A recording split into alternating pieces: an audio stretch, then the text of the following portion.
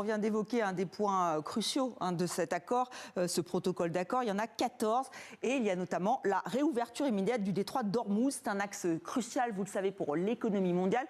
Bonsoir Grégory Fontana. Bonsoir. Alors vu que le texte a été publié, qu'est-ce qui est indiqué ? Alors, la question du détroit d'Ormuz est mentionnée dans les articles 4 et 5 du protocole d'accord. Les deux parties s'engagent à mettre fin à leur blocus respectif, où on note au passage que l'Iran s'engage à ne pas faire payer le passage du détroit pendant 60 jours à venir. Et après, Téhéran a déjà fait savoir que des taxes seraient imposées aux navires pour financer les moyens qui seront mis en œuvre, destinés à assurer leur passage en toute sécurité.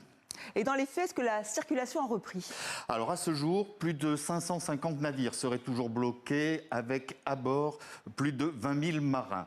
De ce que l'on sait, lundi, au moins 5 navires ont franchi le détroit. Le lendemain, une dizaine et hier, 25, ce qui n'était pas arrivé depuis la mi-avril.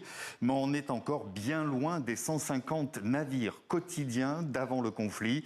On le voit, les passages se font toujours au compte-gouttes, d'autant que l'Iran vient tout juste de publier un document dans l'après-midi qui demande à tous les navires de se déclarer 48 heures avant toute tentative de passage. Alors au compte-gouttes, vous nous l'avez bien dit avec ces chiffres, comment l'expliquer Grégory ? Eh bien tout simplement parce que les armateurs sont méfiants, ils préfèrent jouer la carte de la prudence, notamment en raison de la présence supposée de mines iraniennes. De nombreux experts estiment que si c'est le cas, il faudrait au moins 6 mois pour sécuriser totalement la région. Dès la signature de l'accord, la marine américaine dit d'ailleurs avoir lancé des opérations de recherche de mines et plusieurs pays européens pourraient se joindre à ces opérations de déminage qui restent particulièrement délicates, complexes et très dangereuse. Alors si le trafic reprend doucement, en revanche, les marchés mondiaux, eux, sont optimistes. Oui, et ça a été le premier signal véritablement concret. C'est que dès la signature des accords, les marchés mondiaux sont immédiatement repartis à la hausse. Le pétrole, lui, est à la baisse.